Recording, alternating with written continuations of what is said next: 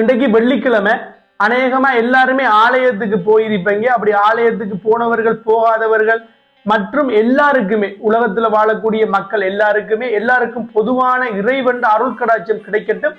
யாதுமூரே யாவரும் கேளு. தமிழ் பேசக்கூடிய மக்கள் அனைவருக்கும் இனிமையான ஒரு வணக்கம். இந்தியாவுல உலகத்துல மாத்திரமல்ல இலங்கையிலையும் கூட அநேகமான செல்வங்கள், சொத்துக்கள், காணிகள், நிலங்கள், அசையும் அசையா சொத்துக்கள், ஒவ்வொரு வருடமும் குவிகின்ற காணிக்கைகள் என்று சொல்லி பலதரப்பட்ட செல்வங்களை பெரிய பெரிய ஆலயங்கள் தன்னகத்தே கொண்டிருக்கு. ஏன் நம்ம வாழக்கூடிய இலங்கையில, அதுவும் நான் வாழக்கூடிய மட்டக்களப்பிலையும் கூட அநேகமான நிறைய ஆலயங்கள் காணப்படுது. இப்ப இயற்கை அனர்த்தம் காரணமாக மக்களுக்கு நிறைய தேவைகள் உள்ளது. அந்த தேவைகளை நிறைவு செய்வதற்காக ஆலயங்கள் உதவிகளை செய்ய வேண்டும் என்று சொல்லி பல கருத்துக்களை வெளியிட்டதை நாங்க இந்த சமூக வலைத்தளங்கள்ல பார்க்கிறோம். அதுக்காகத்தான் இந்த காணொளி.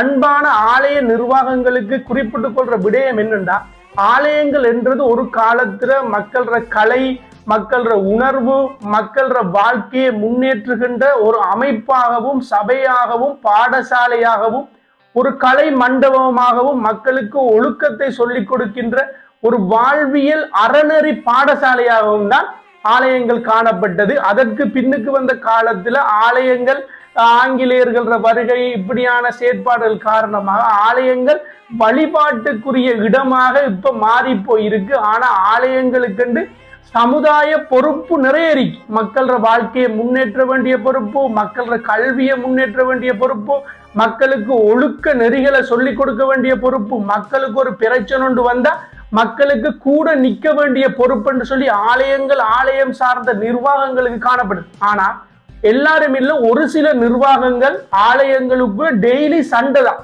பிரச்சனை, சண்டை, யாரு பெரியாள், நான் பெரியாள், நீ பெரியாள், இவர் தலைவர், இவர் வண்ணக்காரர், இவர் அப்படி சொல்லுவாங்க, நிறைய இருக்காங்க. இப்படி நிறைய பிரச்சனைகள் ஆலயங்களுக்குள்ள வருது. அன்பான உறவுகளே, இந்த இயற்கை அனர்த்தம் காரணமாக பணம் படைத்தவன், பணம் இல்லாதவன், ஏழை, மதம், இந்த மதம், அந்த மதம், இந்த இனம், இந்த இனம் என்று சொல்லி எல்லாருமே இயற்கை அனர்த்தத்தால அழிஞ்சிருக்காங்க, இயற்கை அனர்த்தத்தால பாதிக்கப்பட்டிருக்காங்க. பணம் எல்லாம் ஒரு பொருட்டே இல்லை.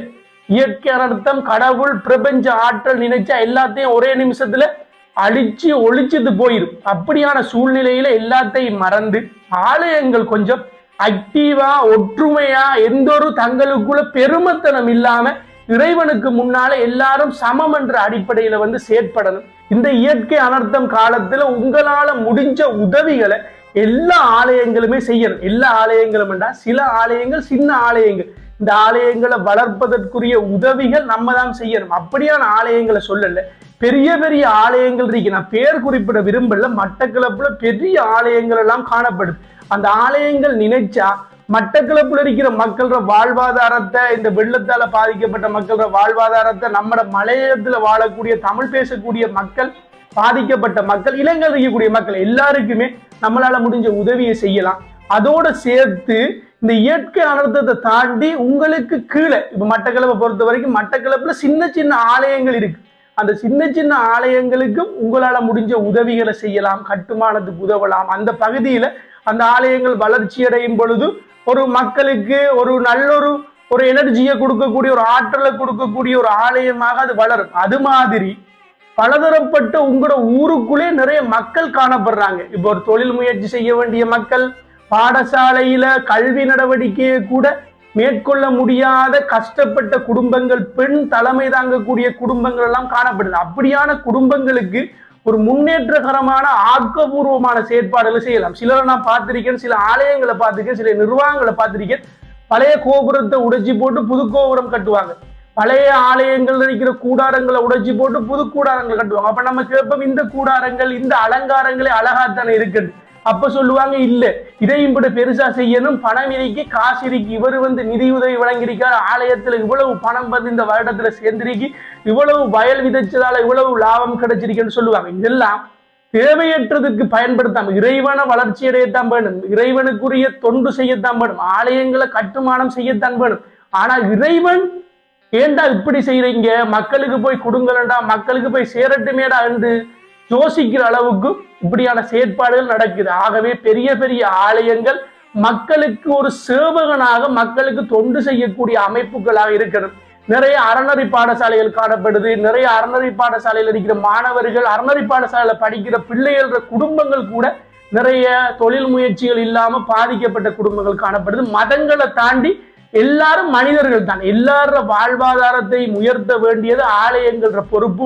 ஆலயம் ஆலயம் ஆலயம் என்று சொல்லி ஆலயத்துக்கு எல்லா பணத்தையும் கொட்டாம மக்கள முன்னேற்றத்திற்கு, அதுவும் தமிழ் பேசக்கூடிய மக்கள வளர்ச்சிக்கும் இந்த ஆலய நிதியை ஆலயத்துல சேர்ற பணங்களை பயன்படுத்தி ஆலயங்கள் ஒரு சமூக நிறுவனங்களாக செயற்படணும் என்றுதான் எங்களோட நோக்கம். ஆலயத்துல நிர்வாகத்தில் இருக்கிற நபர்கள் சண்டை பிடிக்காதீங்க. நான் பெரியாள் நீ பெரியாள் என்று சண்டை பிடிக்காதீங்க.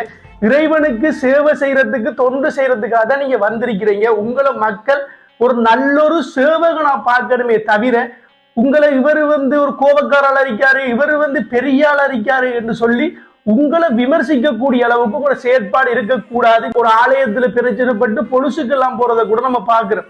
ஏன் பொலிசுக்கெல்லாம் போறீங்க? ஒரு ஒழுக்கமா, இது ஒரு ஆலயம்ன்றது எப்படிப்பட்ட ஒரு அமைப்பு? ஒரு இறைவனை கொண்டு போய் நீங்க போலீஸ் ஸ்டேஷன்ல நிப்பாட்டுற மாதிரி தான் இப்படி நிர்வாகத்துல செயற்பாடுகள் இருக்கு. இதை தாண்டி மக்களுக்குரிய ஒரு சிறப்பான ஒரு அமைப்பாக ஆலயங்கள் வரணும் என்று கேட்டு, வீழ்வது நாமாயினும் வாழ்வது தமிழாகட்டும்.